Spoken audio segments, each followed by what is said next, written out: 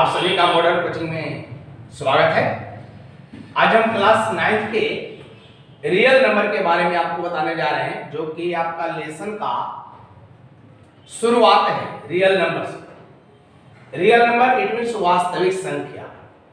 ये आपकी class 9th में सबसे पहली लेसन है कि वास्तविक संख्या है क्या, और वास्तविक संख्या में कौन कौन सी संख्या आती है। तो वास्तविक संख्या की जानकारी प्राप्त करने से पहले हम थोड़ी सी बैक में चलेंगे, पीछे की क्लास की चीज पढ़ ले या शुरुआत की संख्या के बारे में जान लेंगे हम। तो सबसे पहले हम जानेंगे कि पूर्ण संख्या है। तो जो पूर्ण संख्या जिसको हम लोग होल नंबर कहते हैं, यह पूर्ण संख्या है क्या। तो जीरो से जो संख्या स्टार्ट होती है लेकर के, जीरो से लेकर के गिनती की जो भी संख्या है, ये आपकी जीरो से लेकर गिनती की टोटल जो संख्या होगी वह आपकी पूर्ण संख्या होल संख्या कहलाएगी, यानी पूर्ण संख्या कहलाएगी। जो जीरो से स्टार्ट होती है, जीरो से लेकर के अनंत तक जो भी संख्या हो जिसको हम पूर्ण संख्या कहते हैं। लेकिन अगर इसी में प्राकृतिक संख्या अगर हम देखें, जिसको नेचुरल नंबर कहा जाता है बाबू, जो नेचुरल नंबर है उस नेचुरल नंबर और प्राकृतिक पूर्ण संख्या में थोड़ी सी डिफरेंस है। पूर्ण संख्या में जहां जीरो इंक्लूड रहती है, शामिल रहता है जीरो, वहीं प्राकृतिक संख्या में जीरो नहीं होता है। वह एक से गिनती की जितनी भी संख्या है ये सारे आपकी जो है प्राकृतिक संख्या कहलाती है, जो कि एक से स्टार्ट होती है। अब यहाँ एक बात उभर कर आती है कि पूर्ण संख्या और प्राकृतिक संख्या में अंतर है। तो क्या अंतर है? तो अंतर इतना ही है कि पूर्ण संख्या जो जीरो से इसमें शामिल है, जीरो से स्टार्ट हो गया, और प्राकृतिक संख्या एक से स्टार्ट। तो यहाँ पर देख रहे हैं कि जीरो प्राकृतिक संख्या में नहीं है और प्राकृतिक संख्या एक से स्टार्ट है। माने यह शो करता है कि जो सभी प्राकृतिक संख्या है वह पूर्ण संख्या हो सकती है, लेकिन सभी पूर्ण संख्या प्राकृतिक संख्या नहीं हो सकती है। यही दोनों में मुख्यतः अंतर है, पूर्ण संख्या और प्राकृतिक संख्या। अब अगर हम चलते हैं पूर्ण प्राकृतिक संख्या के बाद में, वह है सम संख्या का। तो सम संख्या जो है बाबू वह दो से स्टार्ट होती है, यानी आप ये कह सकते हैं कि जो संख्या दो से विभाजित हो सकता है, वैसी जो प्राकृतिक संख्या हो जो दो से विभाजित होगी वह आपको सम संख्या कहलाता है। या एक आप इस भी कह सकते हैं कि एक को छोड़ करके, एक हम नहीं लेंगे, प्राकृतिक संख्या में एक होती है, सम संख्या में एक को छोड़ करके दो जो है स्टार्ट होगी, दो से सम संख्या। तो यहाँ पर जो दो से विभाज्य हो जाएगा, तो दो से विभाज्य है तो दो भी, अब आता है बात कि दो भी सम संख्या है, क्योंकि अरे दो से विभाज्य होगी और 2, 4, 6, 8, 10 जो है यह आपकी सम संख्या है। आप अगर लंबे तौर पे एग्जांपल ले लेंगे, बहुत काफी लंबा संख्या दे दिया जाए इस तरह से, आपको यहाँ पता करना है कि सम संख्या है या नहीं। तो इसकी जानकारी प्राप्त करने के लिए हम इकाई का अंक को देखेंगे। अगर इकाई अंक आपको 0 हो, 2 हो, 4, 6, 8 रहेगी, मतलब यह सम संख्या कहलाएगी। ऐसे परिभाषा हम आप इतनी जानते हैं कि जो संख्या 2 से विभाज्य होगा उसको क्या कहेंगे? सम संख्या कहेंगे। अब इसके बाद आपका है विषम संख्या। विषम संख्या वैसी प्राकृतिक संख्या जो 2 से विभाज्य न हो, वैसी प्राकृतिक संख्या जो 2 से विभाज्य नहीं होगा वह आपका विषम संख्या कहलाता है। विषम संख्या में 1, 3, 5, 7, 9, 11, 13, 15 ये सारे विषम संख्या होंगे। तो विषम संख्या और सम संख्या में इतना ही अंतर है कि सम संख्या जो भी होंगे प्राकृतिक संख्या ही होती है जो 2 से विभाज्य होती है, और प्राकृतिक संख्या जो 2 से विभाज्य न हो वह विषम संख्या कहलाता है। तो अभी आपने देखा पूर्ण संख्या जो 0 से शुरू होता है, प्राकृत संख्या जो 1 से शुरू होता है, सम संख्या जो 2 से शुरू होता है। अगर हम पूछ दे कि पूर्ण संख्या की सबसे छोटी संख्या कौन होगी तो वह 0 होगी, लेकिन अगर इसको सबसे बड़ी संख्या पूछा जाए तो उसको हम जवाब नहीं दे पाएंगे, क्योंकि अनंत तक होता है, जिसको हम कह सकते हैं कि इसका कोई लिमिट नहीं है कि बड़ी संख्या कौन होगी। उसी तरह से प्राकृत संख्या की छोटी संख्या अगर यहाँ पर तो 1 होगा, लेकिन बड़ी संख्या क्या होगी ये भी हम नहीं बता सकते हैं, अपरिभाषित हो सकती है, जिसकी कोई सीमा नहीं, चूंकि अनंत तक मानते हैं, और अनंत कहने से ही पता चलता है जिसका कोई अंत ना हो। सामने भी सबसे छोटी संख्या आपका 2 हुआ, बड़ी संख्या में इसको नहीं बता सकते हैं।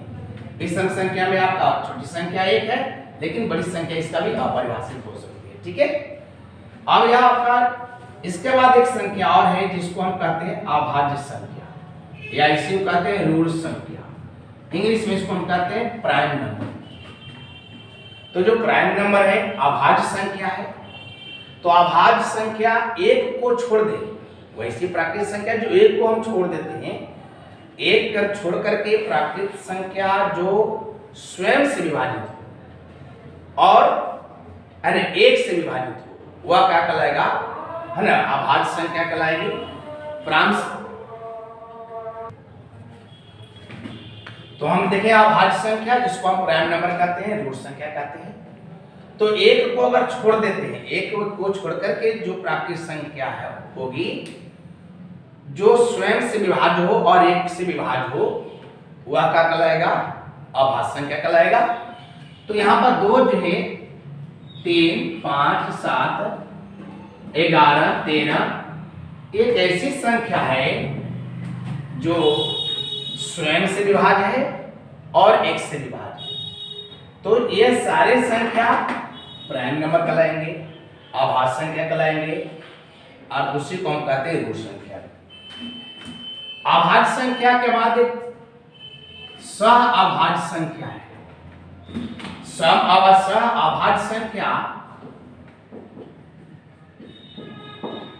सह अभाज्य संख्या में अगर कोई प्राकृत संख्या है और उस 2 प्राकृत संख्या का मसा अगर 1 आता है, HCF अगर 1 आती है, तो उसको हम क्या कहते हैं, सह अभाज्य संख्या, है ना। क्या कहेंगे, सह अभाज्य संख्या जिसका मसा 1 होगा। तो अगर एग्जांपल ले लिया हम यहाँ पर 2 और 3, तो 2 और 3 का अगर हम देखते हैं तो इसका मसा क्या होगा, 1 होगा, तथा 2 और 3 क्या होंगे, सह अभाज्य संख्या होगा। ठीक है बच्चे, तो यहाँ पर आप देखें अभाज्य संख्या, सह अभाज्य संख्या। तो यह जरूरी नहीं है कि आपको 2 और 3 ही होंगे सह अभाज्य संख्या में, आप कुछ भी ले सकते हैं, लेकिन उन 2 संख्याओं का मसा क्या होना चाहिए, 1 होना चाहिए। तो उसका क्या कहेंगे, उसको सह अभाज्य संख्या। अब इसके बाद आपका जो है वह है पूर्णांक। तो पूर्णांक जिसको इंटीजर्स कहते हैं इंग्लिश में, तो पूर्णांक में प्राकृत संख्या तो होंगे ही, होल नंबर तो होगा ही, उसके साथ साथ वैसी संख्या जो ऋणात्मक संख्या है। तो ऋणात्मक संख्या और टोटल जो आप पढ़े अभी, पूर्ण संख्या, प्राकृत संख्या, सम संख्या, विषम संख्या, ये टोटल को समूह को क्या कहेंगे, पूर्णांक कहेंगे, इंटीजर्स कहते हैं। जैसे आप यहाँ पर 0 है तो 0 से अगर आगे की ओर बढ़ते हैं, है ना, इस तरह से, और इसके पीछे आएंगे तो -1, -2, -3, -4। तो यहाँ पर देख रहे हैं कि निगेटिव अंक है, निगेटिव संख्या है, ऋणात्मक संख्या है। तो ऋणात्मक संख्या और 0 से जितना तक अनंत चल जाएंगे, ये पूरे को समूह को क्या कहेंगे, पूर्णांक कहेंगे।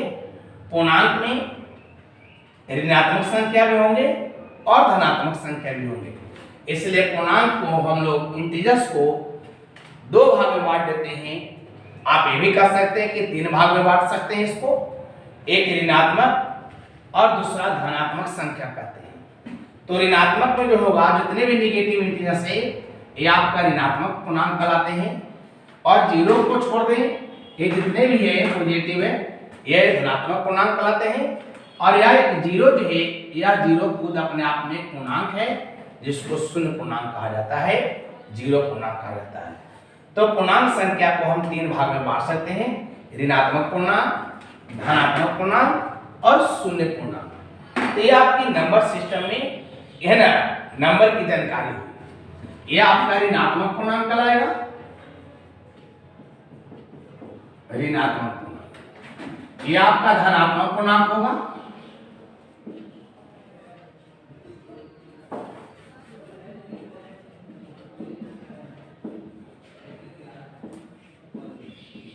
धनात्मक। और ये आपका जो है शून्य पूर्णांक कहलाएगा, जिसको जीरो पूर्णांक कहते हैं भी। तो इंटीग्रल्स को हम जो है तीन पार्ट में बांट सकते हैं। बात समझ में आ गई होगी बच्चे कि इंटीग्रल्स को हम क्या कर सकते हैं, तीन पार्ट में। एक ऋणात्मक पूर्णांक हो गया, एक शून्य पूर्णांक हो गया और एक धनात्मक पूर्णांक हो गया।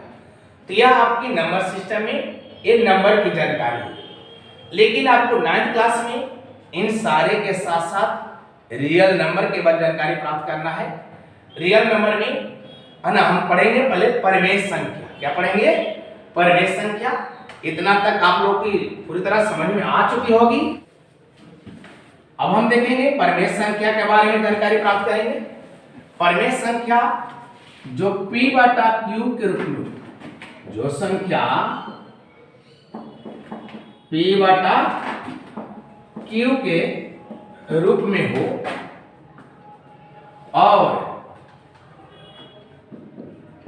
और q नॉट इक्वल जीरो।